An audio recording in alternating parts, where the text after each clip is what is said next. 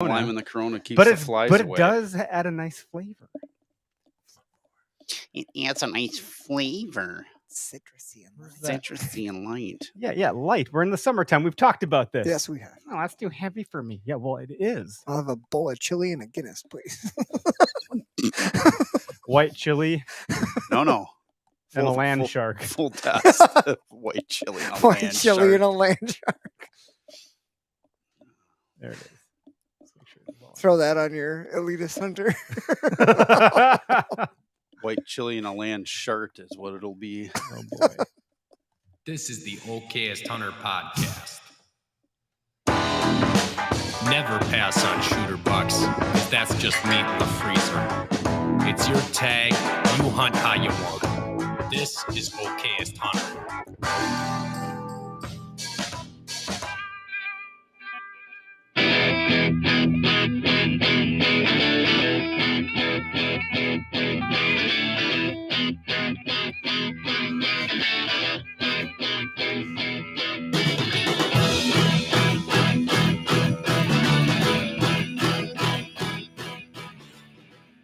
Week after week, we come down to this basement in this dingy, dark place in my house in Oconomowoc where it stinks like cat litter and whatever is in that wax melt to cover up the cat litter scent. Sometimes the combination is wonderful. Sometimes I run ozone to really help here, and I feel like that's been making it worse.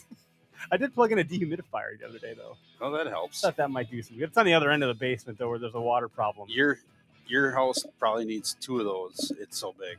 It's not. It's not. It's doing like don't that room. Don't make and the that's Okayest it. Hunter sound like we're more than we're. It's so big, you need 2. No, I'm serious. Coming from an HVAC guy, I'm telling you, that thing is like a fart in a windstorm. The cubic so I'll footage never is smell immense. it. That's right. Unlike the fart that you lay down in here, we smell it. Is that onion? Ketchup? Do you have onion and ketchup? Right away, for I lunch? get blamed for stuff I didn't even do. Talking about farting in the wind. Yeah, You were thinking about it, though. well, not gonna say I wasn't, but I'm not gonna say I was either. This other gentleman behind you. When you go to get permission on private land and you secretly bring a buddy. Hello, Miss Lady.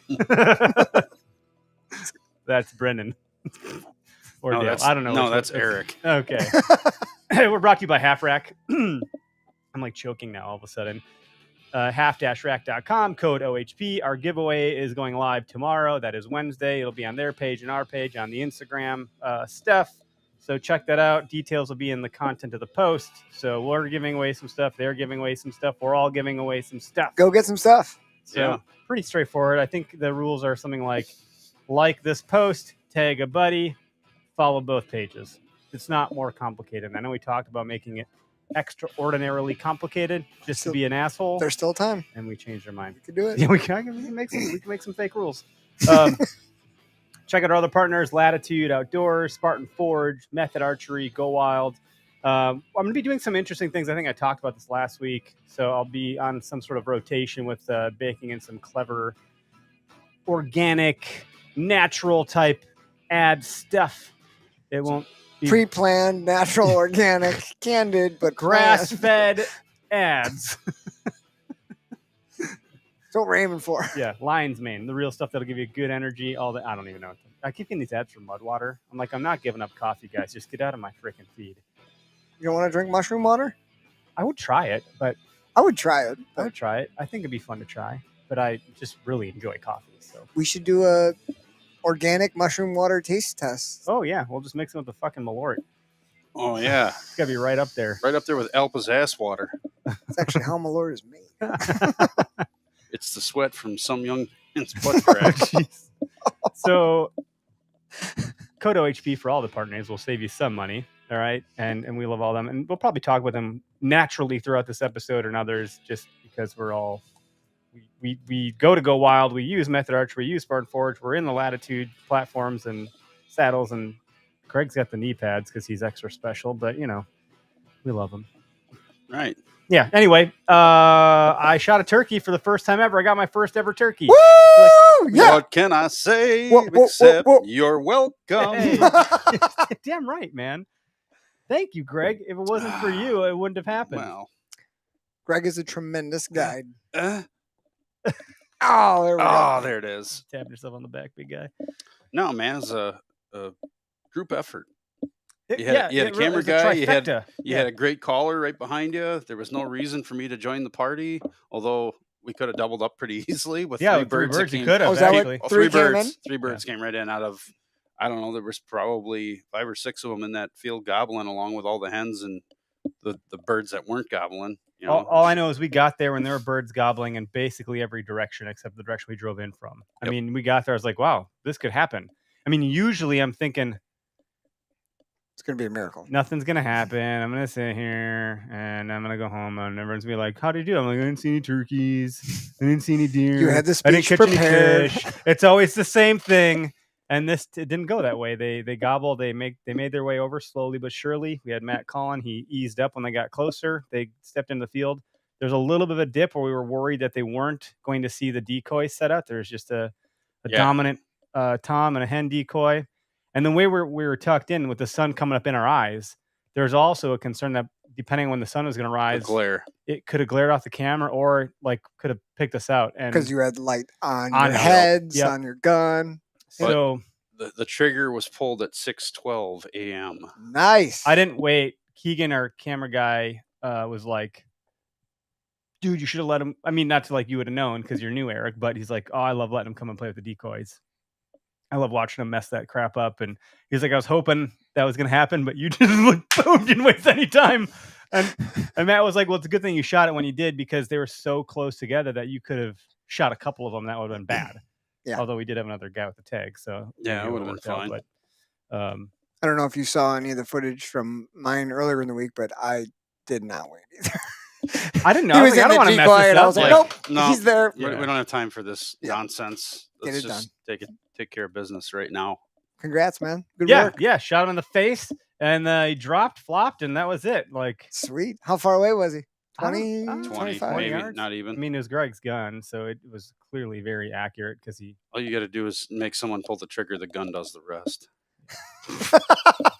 It's true. Hey, I can't blame the equipment. All right, if it would have gone wrong, it'd have been my Well, fault. that would have been easy, though. 'Cause Yeah. you'd be like, oh, Greg's gun. I don't know what this guy's doing with his That choke. pea shooter? I No. asked him. I said, "Do you know where you're?" I handed the gun. I said, "Treat it right." What do you mean, treat it right? I said, "Be nice to it." I said, "And where are Did you I going to say shoot? this? Where are you going to shoot this bird?" I'm just going to shoot it. I said, "No, you No. shoot it in the I head." asked. I said, where should I aim? No, I And then told you said to aim for the head. I said you aim for the head. And I was like, thank you for telling me that because I didn't know where to shoot. He's like, you don't want to pick those BBs out of the breast. No. So And you do have to be careful because some people shoot it in the head means like put the bead right here. You did and then say- a lot of your patterns go in here. Yep. I'm like, I base of probably the did neck, like- actually aim. I didn't fully listen because I think in the moment I probably aimed for precisely the head is where I had the beat, it worked. but it worked. It worked, but that gun has a pretty tight pattern. That Yeah. choke is, it's Especially money. at that close. Yeah, it was cool, man. It was Yeah, like, I don't think you had much more than a cone angle by about that much when it left hit that bird. He at had a that headache, didn't distance. he? So, yeah. yes. That's awesome. And then they helped me. Matt and him helped me. Like quarter up and pull the meat out or whatever. I don't even. We didn't gut it. I don't know what you call this when you do this to a bird. Quartering. You break it down. Break it down. Break it down for you. Break it down. Yeah, we broke it down and took some meat out, put it in a bag, stacked on the half rack stool because their meat lug isn't out yet. I was like, "Hey guys, when's the meat lug coming out?" That would have been helpful. So was But, Josh not there? He was. No. His wife had strep, Oh man. and then he had to do double dad duty. And I don't know if he got it or not too, but it was it was the right thing to do for him. Like your wife's sick, you're not going turkey hunting. You gotta Mm-hmm. man up and step up to the plate and do your job, which he did. So I was like, yeah, do what you got to do, man. Sucks that you won't be there, but more turkey for me. Worked out? I'm sure he would have sat with Greg, and I don't know. We would have probably went somewhere else. We would have went off into the never. Into the thick stuff. Into I mean, they were all over. I mean, there was Came like up full they of were ticks. they were gobbling yeah. the whole time. I had no ticks. I mean, I sprayed myself with permethrin the night before. So it worked. Apparently, I mean, I was pretty diligent about. I was very liberal with spraying that stuff on there. Sawyer's, that yellow bottle, Mm-hmm. just doused. I think I was still wet a little bit in the morning, and then I had my butane from my thermocell running in the tote all night. So I opened up. I was like, oh, it smells like gas in here. So One of these smells should work something. to keep the bugs away. Yeah. Anyway, we got a guest with us. We got John. I don't know that I've actually ever said your last name, but I believe it's Radzwilla. John Radzwilla, founder of is. Hook and Barrel. What's up, John? First off, not a mucho, man. First off, I call that Daytona spring breaking the bird. It's called breasting out. Oh, But we didn't just take the breast meat. We took the legs. That's a and the bad dad thighs as joke. well. It's a bad dad joke. The Daytona. I like that. It's a good test. Yeah, Daytona, bake. Florida. call Sorry, that a sorry. Jake That, and that was a bake. terrible introduction to me, but That's all right. I Let's think I have- welcome John. I have a sound effect. For Cheers. this. Obviously, he fits right in. It's the. I do. Oh, that's the wrong one. Where is it? Oh, come on. I like that one. No. I'm just kidding. It was one of these. All right, good one. Yeah. And if you're breasting Anyway. out multiple birds, that's bike week. That is bike week. Yeah. Those are called crows, old crows. There's no young hens at bike week. Isn't that just called Sturgis? That's a totally different. Didn't you go to? If this is how this podcast is starting been out, there this is yet. going to be epic. Oh, nowhere, yeah. nowhere to go but up, buddy. Yeah, we start at the bottom. We set the bar low, so even a kindergartner could make over the hurdle.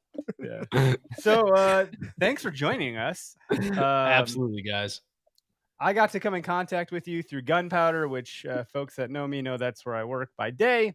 And I think you tripped into one of the articles I put out somewhere on the internet. And then I was like, well, I think I can write you one maybe for Hook and Barrel. Yeah. And I did. And you published it. I was like, holy shit, I can't believe you published it. Whoa. You could string a few words together, man. It was pretty good. Yeah, I don't know. I pulled an all-nighter that one. I was like, I got so excited about it. I just stayed up all night. And my wife's a teacher. She's really good with the written word and grammar. And I usually give her a pass on things, but this one I just stuffed into Grammarly to make sure I didn't miss anything. And then I kicked your way. So I was like, man, if you find anything you want to correct, like go nuts. I will not have any hurt feelings because I don't know what I'm doing. Dude, that ChatGPT and Grammarly article you sent me. That's where it's at. Just a maestro. Write an article on hunting in a passive voice, but sound excited. Yeah. You just gotta tell it to like sound like Gary Vaynerchuk or something like that. And it's like it just says hustle every other word. Hey, I swear, kind of hustle. Yeah. Sometimes I'm like, I wonder where some of these submissions come from, and some of them like really old writers, and they're like, when they send me a submission and it starts out with "Please read the attached manuscript," I'm like, oh boy, did he write it with a typewriter? Dude, and I've been recently though getting ones where it just reeks of chatbot, and I'm like, no, I don't want the manuscript and I don't want the chatbot. Like, is there any normal person? And you actually fell within the realm of like very, very good writing. And I couldn't agree more with your article too. That's cool. Yeah, for those that are listening, it was a term that I stole from Greg here. I said our keyboard cowboy is ruining hunting. And whatever. It's like hypothetical. What's that called? A rhetorical? Dude, I don't know. I literally was thinking about that article the other day. So we were in New Zealand on a red stag hunt with federal premium. And my wife last September had a back surgery, and the back surgeon fucked up and hit her nerve root, and her foot is actually like limited mobility, paralyzed. But in January, like at SHOT Show and then doing ATA, she was in a wheelchair. And so we ran into Jason Vanderbrink, the CEO of Federal, and he's like, look, if you could get out of that chair, I will take you on your dream hunt, because Natalie's always wanted to hunt. So like she shoots this awesome stag. She trains her ass off. She's like on trekking poles, like out of the wheelchair on trekking poles, and just nails this great stag. But it leaves me like minimal amount of time to hunt. So we charter a helicopter and we go up looking for tar. And like, remember, I'm only in New Zealand. I've flown around the world for 23 hours to get there. I'm there for 12 days. And my wife's hunt takes a bunch because like mobility is like an issue. Right. And so I have this limited amount of time, and this dude gets on my feed, on my personal feed. And it's like, dude, you're fucking weak. I broke my back, and, I packed out a bear myself. And I'm like, seriously, dude? Like, first off. And then he's like, why are you cheating? I'm like, just stay triggered, dude. And he's like, no, that's cheating. And I'm like, would you just leave me alone, dude? Like, literally, my wife couldn't walk. You too say you broke your back, And then he's like, oh, way to post your pictures and not her. Way to be a great husband. I'm like, dude, asshole, check my feed. I already posted her stuff. Like, you're just on this particular picture that Instagram fed you, just puking on my feed about the fact that I didn't pack out the freaking tar. I'm like, I'm here for 12 days. It took 8 days for Natalie to get her stag. Like, chill out. And you know what? It just comes back to like keyboard warriors ruining hunting. Like, I flew around the globe. I shot an exotic animal. I had an epic freaking hunt. Took me all day to find one, shot one, and I just happened to fly it back in the helicopter because I didn't have time to do it. But yet you're over here just spewing on my parade. I'm like, keyboard warriors are ruining hunting, and it drives me nuts. Like, our numbers are already diminishing. Their antas are like pounding on our door with pitchforks and torches. The last thing we need to do is have like our own industry fighting us from within. Like, it's just stupid. But I just told the guy keep drinking Bud Light. Derek's ready to go here. Dude's never shot an animal in the middle of Mordor. Why would he? Come on. And what really is crazy about that is, like, yes, that was loaded because we're talking about Eric's article, but here you experienced this amazing hunt in a beautiful place with your wife that overcame this. And instead of talking about all the good stuff that happened, like, the first thing that we had to talk about was how some jackass had to talk like nasty to you guys and like put that taste in your mouth over this like once in a lifetime experience. Literally, almost the exact quote was, "You are weak. What's your excuse for being lazy?" Seriously, bro? Wow. Not surprised though. Not surprised. And I think the article I highlighted this quote from Marcus Aurelius about like, you don't always have to have an opinion. And I don't mean that like keep stuff to yourself, but like honestly, you can just keep scrolling. You don't always have to have something to say. And the keyboard cowboy, keyboard warrior mantra is you feel compelled to have to. Facebook's like, tell me your opinion. It's like, how about no, Facebook? Like, I think at some point it's like, tell me how you're feeling or what's your opinion on this? Or it's like, it's trying to tease it out of people. And in real life, you just don't do that. It doesn't exist. So yeah, sometimes just keep scrolling, ignore it, and move on. We don't have to get Traeger to have an opinion. But dude, tell us real quick before we, take the train completely off the rails here in Negative Town. I don't want that to be the central theme necessarily, but what took and barrel? Like, what do you do there? How did you start that? Man, I'll tell you what, it kind of started off like you guys are doing right now, like drinking bourbon, and it was really a bar napkin thing. So I was at a PR agency before I started Hook and Barrel, and then after that, I started my own PR agency, and I was like chasing the media. I mean, Eric, you do the job. You're always reaching out to publications and media outlets, like, hey, this is an awesome new product. Check this out, and you just try and get your clients press. And so, chasing people.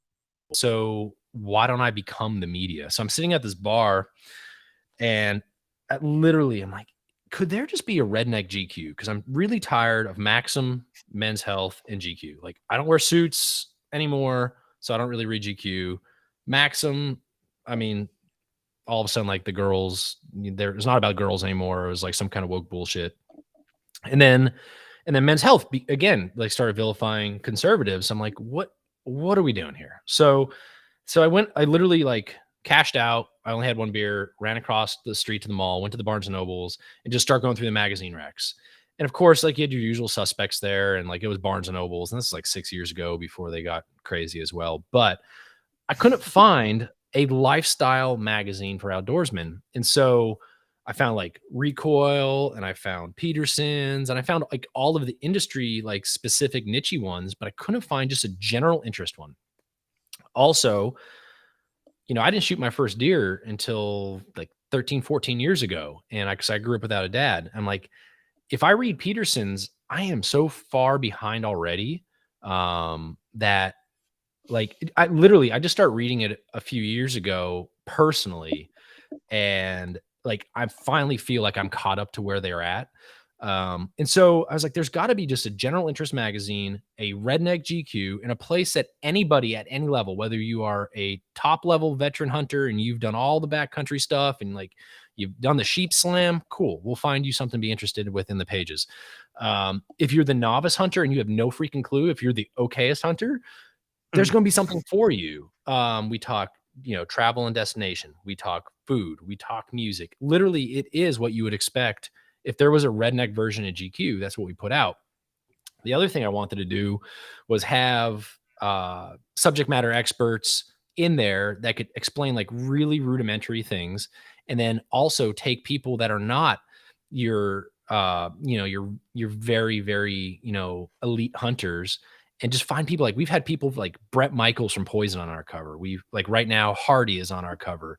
But we've also had Ranella on our cover, and we've had Waddell on our cover. But I'd really try to present a holistic approach to the outdoor lifestyle. So our moniker is we're a lifestyle magazine for the modern outdoorsman, but we cover literally even things that like Richard Rawlings from Fast and Loud doesn't hunt, kind of likes to fish, but the DNA of an outdoorsman, there's a very high probability that they're going to like classic cars and muscle cars and speed and horsepower. And so we put Richard on the cover of last May, June, and it went over exceedingly well. And I think it's just like looking at the lifestyle and going, look, it's not always about hunting. It's not always about fishing. It's like, what do we do the other 355 days a year that, the average hunter, is actually just driving to work, sitting in his cubicle, working on the job site. Like he's doing other things. He's not always in the backcountry chasing like mule deer. And that's kind of what we did, man. And I went after it, and I came home and told my wife, who was burned out at her position as well. And she was kind of tired of doing the PR thing on the side with me. And so we both looked at each other and said, let's do it. And honestly, probably if I knew what I knew now, I wouldn't have started the magazine because of just the epic freaking journey it has been to get to where we are now. But I think cooler minds may have prevailed in my internal discussion and went, look, you know what you know now. You are one of America's fastest growing lifestyle magazines for outdoorsmen. Like you are successful now. It's just going to take 5 years of suck to get here. And but we put in the work, and here we are, man. And it's just a blessing. And I have to check myself every day. Like, did I actually do this? Do I have a publishing house behind me? No, this is ran out of my house. I've got 30 different employees and writers around the country that we use regularly. But for the most part, it's just like, everyone home offices, everyone lives this like really cool lifestyle. And we just try to put out the best content we can. And we don't compete with the other big magazines out there, but we kind of just, we're a symbiotic relationship with them. I kind of look at it like we're a feeder to them, like learn, enjoy, step up to Peterson's. And then if you're not always hunting and you want to read about your favorite country music artist, dude, put down that magazine and read our magazine. But we could live this really cool, lifestyle together and not be pissed off. Like I literally just was hunting with David Draper, the editor-in-chief of Peterson's, a few weeks ago in Nebraska. And like, there's no competition at all. It was just like two dudes hanging out, just kind of like you all are down whatever basement you're in. Yeah. No competition here, right, fellas? There were Greg would have ran across the field and shot that other turkey. No, that's pretty cool. I mean, that 5 year, if I would have thought about in hindsight, it's 2020, maybe you went down the magazine route. I can't imagine the just the sheer lift that must have taken, the capital, the wherewithal. I know nothing about that print magazine stuff. Like it's not my jam. I'm a digital guy. So yeah, it's pretty cool because you have a digital offering also, and a lot of the stuff lives digitally, but you have the print side. And I one of our core values, if you will, I guess if we have a core value at Okayest Hunter, is different, not better. I think anytime we go to market with something, how can we do something different? And I pull from this book called Play Bigger out of the Y Combinator folks, and that whole group of people in Silicon Valley that talk about, like, I think one of the examples was 5 Hour Energy. And when that came to market, there was Red Bull, there was Monster, there was all these like, I don't know, energy drinks. Plus there was coffee and iced coffee. And they're like, why the hell would you do another energy drink? I know that's the terrible idea. No one's going to buy that. And he's like, look, mine's not going to be refrigerated. Mine's not 20 ounces. Mine's this tiny shot glass that sits at the front of the checkout, and it's all B12. And you can guzzle this down in 5 seconds. You don't have all the liquid. You're not trying to take 10 Ps in a 1 hour long car ride. You're not going to get all sweaty from drinking a hot coffee or whatever. Like, you just down this thing and you're good for 5 hours. It was different. It's not better than Red Bull. It's not better than, coffee, but it's different. It hits different. Yeah. And I think you've created something that is not necessarily better than Peterson's or Men's Health, but it's different. And that's important. Yeah. Like, I think not everyone needs to be puffing their chest about, I'm better than you. And I know I'm better than you. Well, that's relative to what? Like, Yeah. Yeah, Anyway, absolutely. And that's kind of what we set out to do. And that's kind of, that's where we've landed. And actually, we started out the print magazine because I knew that every brand needed a tangible product. And so I never wanted to just be an online resource. Like I didn't want to become just an online blog. So I knew that the print world is very difficult, but I knew I was going to do things differently, and I was going to try to approach it from a totally different viewpoint, which we did, and it made that succeed. And then, believe it or not, like our print circulations, we have like 55,000 in print. We have 187,000 digital subscribers. So it's actually more than triple online, but people know us as the print magazine, which was great because we have a tangible product that people know. But at the same time, the complication now, as we're further down the life cycle of business, is people keep thinking we're just a print magazine and print is dead. And like that's not the case. First off, second off, the digital end of our business is 3 times bigger than our print business, and actually, revenue has literally probably just caught up to like print is now caught up to digital, and so they're running an equal playing fields now. So That's fascinating. How did COVID? I mean, were you were birthing this thing in the midst of a pandemic? It sounds like. How did dude, that shape this? COVID was the ultimate blessing for us, and I have to caveat that with like so many people like lost jobs and family members and all the crap that went along with COVID. Don't even get me started on that. But so Bass Pro Shops and Cabela's, where a primary point of our distribution is,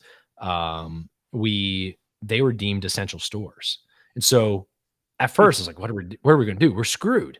But people kept going to Bass Pro Shops and Cabela's, and when everything else was closed, like people just kept going there, more people, and they start flying off the shelves. Like our May, June cover of 2020 was Emerald Lagasse. And I didn't know what I was going to do. Like I had just hit print on like 50,000 and the world was shutting down. And so I started calling all my buddies like in fishing tournaments because they were still allowed to go fishing, if you recall that. And I'm like, dude, we're going to give every angler from literally from Destin to like freaking Padre is going to get one of these in their magazine or in their angler bags because I got to get rid of these. Well, as it turned out, like Bass Pro Shops and Cabela's are still open. So I'm like, sorry guys, like we're going to be kind of picky who gets now the free magazines in their angler bag. And, like send them. And so that's what we did. And at the same time, like the celebs were at home just like twiddling their thumbs. There were no concerts, and celebrities still like to talk about themselves and what they're doing. So I just start booking and booking. And like that year, we start off like pandemic start off with Emerald Lagasse, but then we've had, I mean, gosh, I forget who all was on the cover in 2020. Like January, Feb was Mike Rowe. Then you're putting I'm trying to go back 2 years, but That's all right, man. or 3 years now. But that year, literally, we had so many great freaking covers, and I booked out for like 2 years worth of covers. And so the other part of that game that's really interesting is in the PR world, you're only as good as your last cover.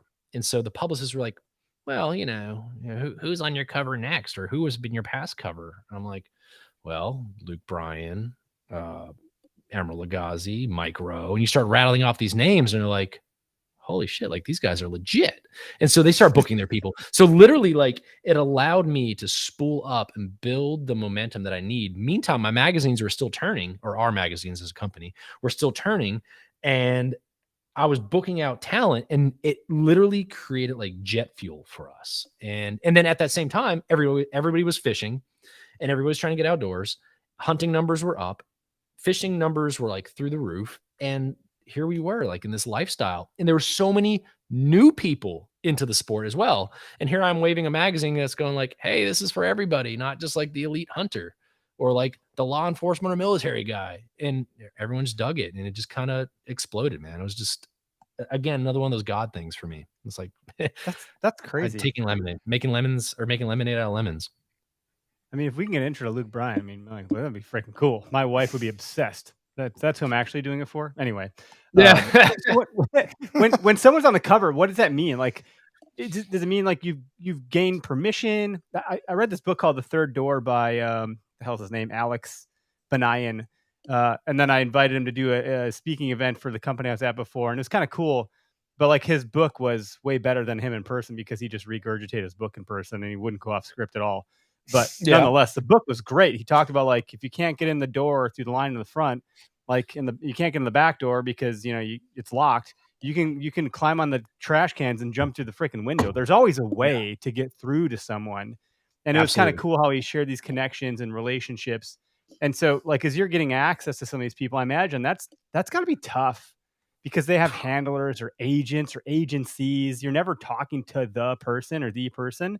So I guess it's a two-part question. A, how the hell do you do that? And B, when someone's on the cover, is there like, are you interviewing them to get a feature 1, 2, 3, 4, 5 page, like, cover of them, so to speak? And I don't mean cover literally. I mean like, I don't know what you call it. Again, I'm not a journalist, so I don't know what the hell it's called. Yeah, I mean, it's kind of like 6 Degrees of Kevin Bacon or whatever that's called. Oh, yeah. With some people, and other times it's just the publicist game. Like Luke was an absolute 2-year not okayest hunter moment. It was like backcountry sheep hunt, like fucking. I put in tags for years to try to get this thing. Nice. It's a lottery. It's a lifetime lottery draw. Yeah, it's like a once in a lifetime. Like there's one governor's tag, and I nailed it. Yeah. So basically, how you start out is you plan out your year and you try to figure out what you want, who you want in your covers, and why, and what they're doing. You also then have to like literally stalk their internet presence whatsoever. Like, is he putting out a new album? Is there a new movie? Is there a new show coming on Discovery? Like whatever these things are. And you have to be relevant because they don't want to do things if there's nothing relevant for them to talk about, because they'd much rather just be at home with their families. Hence the reason, 2020 and 2021 and part of 22 was good for getting celebrities booked. So you play the publicist game. You literally like, there is like the very, very, very base level entry. We don't do it anymore, but we did it in the first year. Go on imdbpro.com, look at the person, hit their contact information, and basically beg some 20-year-old chick in Los Angeles to allow you to talk to like level 2 gatekeeper, to talk to like level 3 gatekeeper, to finally get to like sales on crack. Jeez. Yeah, it's terrible. But like once you have like one big name you could associate with, the next person will kind of have like FOMO, fear of missing out, and go, boy, if Luke did this, maybe I should do this. And like, you kind of have to grow up to that. Like you can't start off like, I don't think like our first cover was Martin Truex Jr., huge name in the NASCAR world. And that was a friend of a friend that gave me his cell phone number. And I literally cold called this dude for issue number 1. Hey man. Hey dude. Yeah, I'm starting this magazine. How about you? What do I got here? I've been stalking for like 6 months, and I'm really nervous right now. But let's. Right, exactly. And so you kind of build up from there. And that 6 years later, like we're going to Nashville next the beginning of June. Can't disclose why. It is a very, very big cover for next year. A very big cover. But like now I could call up people and literally just get publicists on the phone, the person in charge, or like I'll, be out with like, we had a cover or we did Tim Montana in one of the issues, and he was doing a new hot sauce collab during COVID with Billy Gibbons from ZZ Top. And like all of a sudden one day I get a FaceTime call, and like, I just got back from the gym. I'm sweaty. I'm a mess. And it's Tim Montana. I'm like, all right, cool. And it's freaking Billy Gibbons. and I'm like, holy shit. Like it's ZZ Top. Like that's really freaking cool. And so sometimes it's like 6 degrees. Like, who do you know? Like I have no problem calling up, certain people and like, hey, who do you know? And I built this relationship with some of them. And so some of the covers, like I could literally text with and we could just hang out. Some of the covers, I've never talked to them personally. It's one of my writers, and they've actually built a relationship. And sometimes it's just playing the publicist game, man. It's a struggle. It's a lot easier to get the hunting industry people than it is to get the people from outside the industry. Because remember, you're dealing with publicists like in New York, in LA, that are protecting the shit out of their client, and they're like, we can't have them near guns, dead animals, ammunition, all this stuff, and you're playing all these different rules. But meantime, they're a country singer talking about hunting deer. So it's a game. It's a game every day. That's wild. My brother-in-law just moved to Tennessee. He got his first job out of college working for Interstate Music, and they gave him the keys to this van. It's the Interstate Music van that, like, so they're labeled, like they can take a zero to hero in terms of like the country world. So now they bought a house on whatever that row street is in Nashville, where like all the Music I don't know Row. what it's called, Music Row. They got a house. Interstate Music owns a house in Tennessee, and they have a freaking Mercedes van decked out, Interstate Music, and you open up the doors and it's a mobile recording studio with built-in videographers and production company behind it. So he's just pulling up to places, running cameras, letting people play out of the van. And it's crazy. Yeah. And they're signing artists left That's and right, cool. like big names. I'm like, dude, I can't believe you get to, like, his name's Sam. He's done all of our audio stuff because he's an audio technician. He went to school to be an audio guy. And so it's really kind of neat. So he got to open up for Luke Combs' band himself at Interstate Music. They have their own thing. It's just kind of an interesting thing, like that he's living this Tennessee life. He just moved there, fresh out of college, lands his dream job, moves to Tennessee. They're funding him to do all this stuff. And he's riding around this country music all-star van. I had a different thought I was going to say there. I don't know what the hell it was. I just sidetracked myself talking about my brother-in-law. Just pull up the Broadway in the van and offer bachelorette parties free drinks. Free Cosmos in the back of the van. They're everywhere. Those bachelor parties on there. Yeah, you heard the intro, like the OKS Hunter intro. That's Sam. That's his voice. That's my brother-in-law. So he's helped us with all of our podcast intros because we're we have like a podcast network now apparently that we're building. So it's kind of fun. That's but cool. yeah, it's interesting that you can get through to people, and I think maybe somewhere along the ways you'd mentioned going to Nashville, and the name that comes to mind. I know you can't disclose anything, and you don't have to nod your head one way or the other here, but my bet is it might be Lainey Wilson. But I shared with you that Lainey Wilson was wearing the OKS Hunter hats last November, and I was like, I didn't know it. I didn't even know she had one of our hats. All of a sudden, I started getting all these text messages from people, and I didn't know who Lainey Wilson was. And I'm like, who's that? That's cool. Some girls wearing her hat. Like, that's great. And suddenly it was like, no, that's Lainey Wilson. And so I was like Googling her, and it was right at the time she was getting famous on TikTok for her, backside. Yeah. And I was like, oh, this is weird timing, and it was pretty cool. It was a friend of hers we sent hats to, and I guess they must have been all at this party. And so then Mitch Tenpenny was wearing it also, and it was just overall kind of a neat little thing to have happen, that our little brand made it out into the country music scene without really we didn't do it. It just kind of organically happened. Dude, that is so awesome. Megan Patrick is who we sent the hats to, because she's like, this is my new favorite hunting brand. I was like, hey, do you want some of our hats? Like, you seem like a pretty neat person. Yeah. Now, we actually had, it's funny. We sent a guy to an event called Elevation in Colorado, one of our riders, Tom Vaneski, and he headed up there, and he interviewed everybody from Drake White to, oh gosh, what's her name? It doesn't matter. But like all the way to Lainey Wilson. And it was last year. And so, man, I had heard the preview. Sometimes you get these kind of vibes from like listening to music. I think maybe I have a good sense about it. I don't know, but I'll get like a preview link from the publicist and be like, hey, here's this girl, Lainey Wilson. She's coming out with a new song and collab with Howdy, and it's about to drop, called Get in the Truck. Check it out. It's dropping in like 90 days. And I heard it. I'm like, okay, this has got some wheels. And so we actually did an interview with her. So we actually had Lainey in March, April of this year, actually.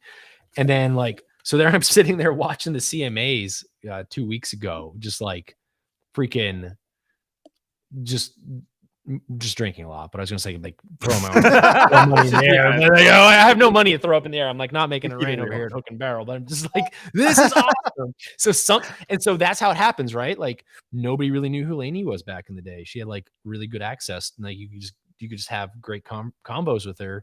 Now we probably can't even talk to her, but we had her on the cover. So to illustrate my point, now I'm able to go and be like, hey, we'd like to have somebody else. We just had Lainey Wilson. And they're like, oh, Lainey. Yeah, we've got to work with Hook and Barrel. And it's kind of building that street cred, man. It is interesting how like success begets more success. Like the rich get richer. And I don't mean that you're rich or anything. But it is like the more followers you have on TikTok, the more reach you get on TikTok, the more followers you get, the more reach. It just keeps going. It's like it is fascinating. If you get like, I remember, Greg, remember we had Mark Kenyon on the first time? Mm-hmm. Do you know how we got Mark Kenyon on the first time? It's because I read that stupid book by Alex Benayan called The Third Door. And I third doored him? I third doored the shit out of Mark. Third door Kenyon? And he may know it, but Mark never, and Mark's fine. Like I can text him, he'll respond. He's great. And I enjoy what he puts out and so forth. And he's had us on our podcast now, or his, I should say. So it's kind of neat. But at the time, he had just released that Wild Country. And so Mark is not responding to shit. But I was like, I bet you his publisher will respond to me. So I reached out to his publisher on the book. I went in the book, bought the book, opened the cover, found the publishing company, went to LinkedIn, found the publisher, and messaged her. I was like, hey, we have a podcast. I'd love to hear about Mark's book. And so she booked Mark. I don't even think Mark knew he got booked on our podcast. And until he showed up, he's probably like, those mother effers. That's how it goes, dude. Like literally, because he had something to talk about. Yeah, he had something. He had a new book he needed to get out. And I was like, hey, we have a vehicle for that. And granted, it's just a little podunk podcast, but it's something. And so, yeah, I think you're right about that whole, like, pay attention to what people have going on. And if there's an opportunity to get someone like a book release or a song drop or an album or whatever, a hot sauce, apparently, things like that are opportunities. And I say this, and I'm talking to the audience too, because a lot of folks that listen are trying to do something in the outdoor category. They have other podcasters that listen, and like, there's no silver bullet. Some people do know more folks, but like I firmly believe in like giving more than I take, 51-49. That's a Gary Vaynerchuk thing.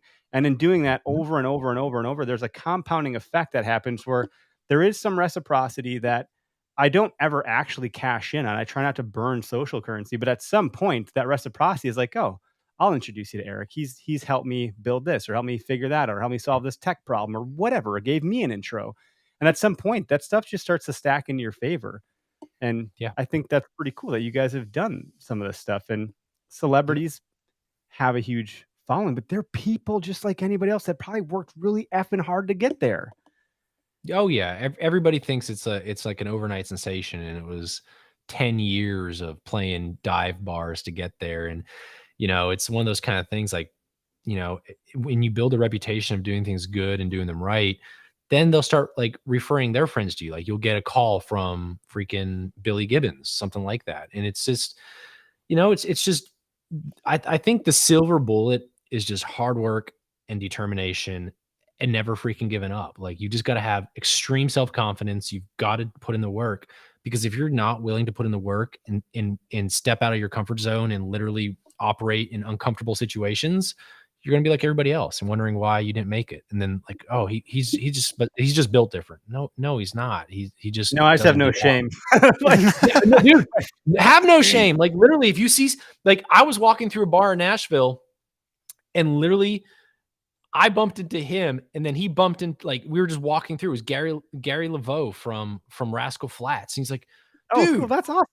I'm like, what's up, man? My name's John. I'm from Hook and Barrel. And he's like, I've heard of Hook and Barrel. I would love to work with you guys. And it was like one of those kind of moments where like, you just have to have no shame and be like, I'm not going to like, I'm going to squander it. Yeah. But at that same time, what was crazy is he had heard about us and he wanted to work with us, but didn't know how to get a hold of us. I'm like, at that moment, I was like, there you go. Right. Like that's the dude from Rascal Flatts.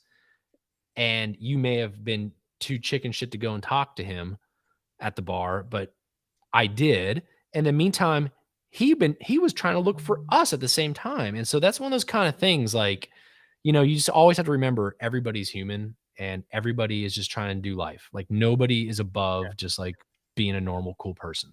And if they are, fuck them. Like you don't need to talk to those people. Yeah, Rascal Flatts, man, he's got a beautiful voice. And just like Greg said, everyone takes a shit and it's painful. Oh, yeah, and Gary is a huge hunter, too.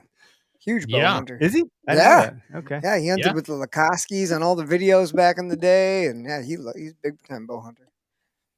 I didn't know that. Yeah. Learn something new every day. Yeah, no, definitely. I think he's like, I don't know if they're, I don't want to say pro staff, but like he's definitely like sponsored or has some like serious, like from what I understand, he has some level of partnership with Matthews even. So That's cool. You guys both shoot Matthews, don't you? I'm the only bear guy in the room. Bear guy. Hey, bear guy. Hey, bear guy. You're all set up now, right? I gotta get new tape. Gotcha. But it's like it's as set up as it needs to be before I get new tape on my single sight pin. So I'm gonna go to Whale Tail and make sure I'm like dialed in. But it felt real good. It felt really, really good. And that thing shoots way faster than my single cam Bear Empire from like 1999 or whatever it came out. Yeah, there's an archery shop here in Wisconsin called Whale Tail. Greg will talk about it. It's like it's our the creme de la creme around here. Yeah, it's our local archery shop. Some would argue they're better, but I don't know. All three of us could walk in there and they would take very good care of us. Yeah, maybe helps to know them since they opened that shop. But weren't they doctor? Or was one of the guys like a doctor or something like that? And then hung his white coat up to is it a white coat when you're a doctor? That I'm not positive of, but either way, it's something that they both wanted to do. They did it, and they're doing very well for themselves as far as like having a reputable shop and taking care of customers. It is a really good shop. Yeah. We used to call like when you see a girl's thong coming out of the back of her jeans, Whale Tail. Yeah, I knew that's where it was going. I thought it was like Whale Tail because I saw those ears perk up on John. What are you Whale Tail. Where's the Whale Tails? Honey, I'm in Whale Tails. An archery shop, not a strip club. It'll be the next thing. I was gonna say, it's like a Wisconsin titty bar or what? Archery shop by day.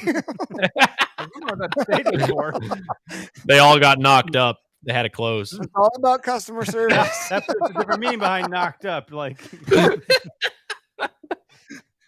there we go. They do serve beer there, so. Yeah, a lot of archery shops do though. Even Buck Rub? They serve beer. Because people shoot leagues. You're done with your league. You're done with your 3D Buck league. Rub? And then you're what kind of archery shops do you guys have? The best ones. Yeah, the best kind. Yeah. You need to come up here now. Yeah, have you been to Wisconsin, John? I'm going down to Horny's hunting shop. That's a good one. That's a good one. Yeah, that one's in West Dallas. I'm just kidding. Yeah, that's West Dallas. That's a real strip club. Don't go there. Don't bring your bow there. Yeah. Oh, just your arrow. Oh, that's silly. That's a good time. All right. Anyway, so what I mean, you've done some pretty cool things. Being like the founder of Hook and Barrel and like starting this thing, and you talked about like you've kind of like made it proverbially here and like you're there. What are some of the things that like are okay about it, or what are some like you went to New Zealand and we talked about your wife but like are there some other trips that you kind of biffed on or forgot this? Did you forget your release traveling across the country or anything weird? Look, if you are not screwing up, like you're not trying hard enough. Like anybody that's like, man, I'm like the best hunter in the world. Like, I don't know. I haven't quite been on a trip with one of those kind of people yet, but no, I mean, every day, like I said, my first buck was like 13 years ago or something like that. And it was a disaster. Things get better. How old are you, by the way? Were you I'm like 38. 38. Oh, 1 year older than me. I was trying to like be real nice and say 30 because you look like you're a young fella. No, it's just the filter on the podcast. Yeah, we have that. We don't. No, I mean everything. I think every time I go and do something, like I'm learning. So if like I mean, school's never out, even for the pro, and so there's in his nature, right? Like it's going to throw you a curveball. And so no matter if it's my deer lease that I've been on now for 5 years and I know that land pretty darn well and I have an idea of what's going to happen, inevitably that deer is going to come from somewhere like totally wrong, or there's going to be like an influence of a reason why I'm not at my optimal, like drinking around the campfire the whole night before. Or and I've got a good story about that. But or like if you're in New Zealand and your wife gets motion sickness and she's hunting a tar with you and is like puking in a bag, so half the time you're holding the bag while you're like looking for like shit's gonna happen. That's what it is. It's the nature of the sport. And I mean, my Aoudad hunt, like I thought I was totally prepped. I had like been on the Stairmaster with like plates on my back and packing out and doing all this stuff and just like totally conditioned myself. And then, dude, I get up there 14 miles in, we stop for food. I eat some tuna fish I had with me. Actually, one of the guys we had with us had it. I don't know how long it had been in his truck. And the rest of the time, like I literally spent like shitting my brains out. And then I inevitably became dehydrated because I didn't have enough water with me for like, ridiculous amounts of shitting. And so, yeah. And so like I was cramping up on the way back, carrying this freaking packing this animal out. Like it could be any myriad of things, like bad things happen. And I'm the first, like self-deprivation for me. Sometimes it might be like a nervous twitch where I'll just kind of like make fun of myself a little bit in serious situations, but realistically, like it happens. And I think it happens to everybody. Like, and if you're too big to admit that you've screwed up at some point in your hunting career, like, dude, like you're the dude that's on Instagram knocking me about having to like fly my animal out because you're the D-bag. I'm weak. I'm lazy. Like, no, I didn't have like 3 extra days to walk down this thing with this thing. So, like that's just kind of how it goes, man. Like my first deer, I don't know what I was doing. Like I had shot long distance. I had done a lot of things. I did a lot of shooting through college, but then I bought tags because my buddy was like, hey, you're really good at shooting skeet and trap. You should go dove hunting. So I bought the super combo here in Texas. I think at that time it might still was like $68. And you got literally everything from like saltwater to deer to turkey to whatever. And so like one morning it's like, hey, I want to go deer hunting. I've always wanted to do it and no one's ever showed me how to do it. So I drove around and found a deer and I was driving around in a golf cart. I didn't know what the hell I was doing. I was just driving the road to the ranch, cruising a golf cart. I'm cruising in a golf cart. Yeah. With a rifle. Did it have like big tires on it though? Like, was it like a legit golf cart? Yeah. I've seen those things. Okay. And I looked down the fence line. I'm like, there's one. And I sent it. And in full transparency, like I thought I shot a 6-point. I didn't know you count the browse at that time. Like I had shot an 8-point. It probably was still 2 years old. I probably should not have shot it, but I did. And then I walked up to him like, all right, now what? And then so I broke out my phone and I used YouTube. YouTube. Yes, that's what I did. And I'm like, great. My phone is disgusting now. It's covered in stomach bile. Like, this is disgusting. You smell it every time you pick it up. Yeah, it reminds me of the hunt. Yeah. But like that was the beginning of my journey. And I could have quit or I could have just learned. And you just learn. But every time you go to hunt something new, it's a different game. And half the time you're hunting something you've always hunted. And it's a different game. It's just conditions change and situations change and people change. And like, hell, since that day, I've been ate up with deer hunting. I missed one of the, actually I didn't even get a shot off at him last year. Like I had been waiting on my target buck. And this is going back to that story about drinking too much. Like the night before, the local moonshine dealer, had a great batch and we had tore it up. Matter of fact, I'm not really sure if I fully remember driving to the blind like the next morning. Like I got in there and go, I feel like shit. I'm just gonna curl up on the floor and die. And then like an hour later, because I got up there like 4:00 in the morning, and like an hour later, this like salamander is crawling across me, and I feel like this weird, cold, wet thing on me. I'm like, oh fuck, what is this? And I at that moment, I heard something move. I'm like, I got up off the floor, and just in the twilight, the sun had just been starting to come up. I think that's probably what woke me up. There he was. I'm like, oh shit. Son of a and I got so safety was still on. I'm like, you're messing around with the darn thing. And dude, he trotted off because he heard me. And so like I've been doing it now for a decade and you could still manage to screw up. And that's part of it. Like it's okay. Just go learn from your mistakes. Like don't drink like an idiot around the fire the night before. So now I go to bed early. Wake me up before in the rifle opener here in Wisconsin. That deer, I did shoot it and I got it, but like it was one of those you woke me up. No, I can get you. I got a rifle. You're gonna get it, buddy. You got to be further than that. but bow hunting, that's the truth. That's the truth, man. Shit happens, and it's okay. Just learn from it, and don't be too big to admit it. Yeah, failure is our best teacher. And there's been Hell too yeah. many years that have gone by on TV hunting shows where they've never shown the failing parts of it. And I think that's not inherently their fault. I think it's because they can't show that stuff. Yeah. But nonetheless, it never made the light of day. And therefore, we all thought, and we've all talked about this, like, I thought this is where you needed to be. I thought deer would just start rolling in these timbers. And that's not how it goes. Lo and behold, Never. and you learn that by learning it the hard way, usually. Otherwise, you just sit there twiddling your thumbs the whole damn time, wondering why they never saw anything. Done that? You know? Yeah, we've been there too. So we're Midwestern whitetail guys. Like it's different up here than it is in Texas, than it is in Arkansas, than it is in Pennsylvania, than it is in Florida, than it is in, like everyone's got it uniquely different. There's different regulations, there's different circumstances, climates, terrain, so forth. It's all different. So like the internet has made it seem like everyone's gotten the same playing field, and that just ain't the truth. Anyway, Greg, you got any thoughts there, Greg? Nope. Bullshit. Should have another Belgian white. No, I'm good. You only brought one down. I know you weren't ready to play. One's enough. One's enough. I'm just giving a hard time. No, this is good. This is a good episode. So it's just hookandbarrel.com, but there is a restaurant called Hook and Barrel. So you got to watch out for that when you're Googling Hook and Barrel. One of my best riders actually was at that restaurant like a few years ago.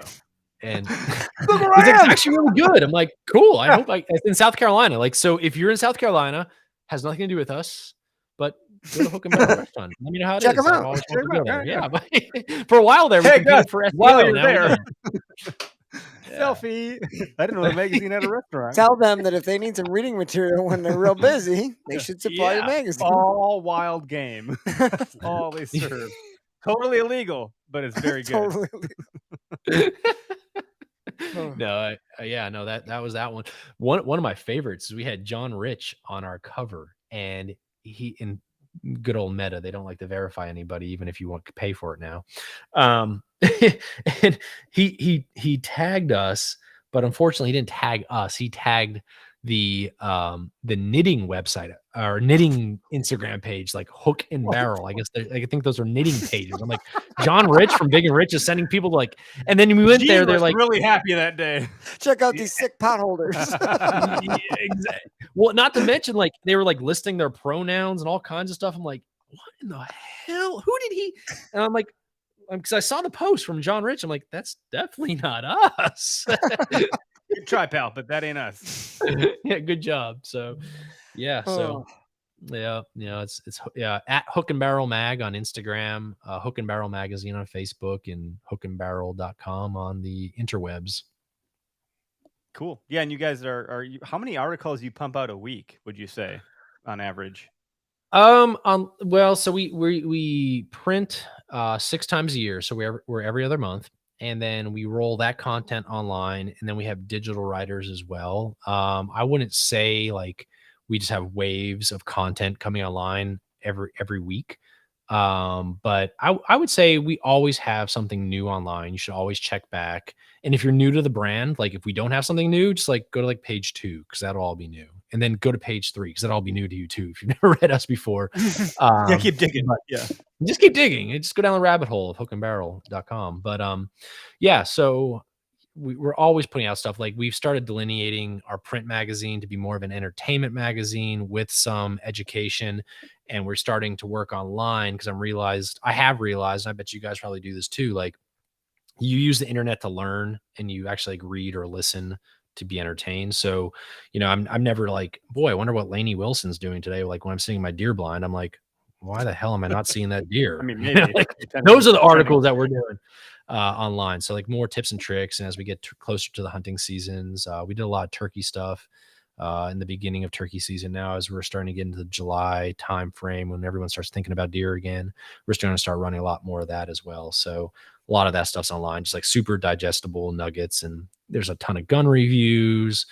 And then there's just like a lot of fun stuff baked into it, like spearfishing for lionfish in Destin, Florida. And, what is Lainey Wilson doing? Spearfishing for lionfish. Hopefully. Spearfishing for lionfish. If Lainey Wilson spearfish for lionfish, that's an article. That is. And then she wrote a country song about it. You know what's funny is you mentioned it. I didn't know like her backside went viral on TikTok.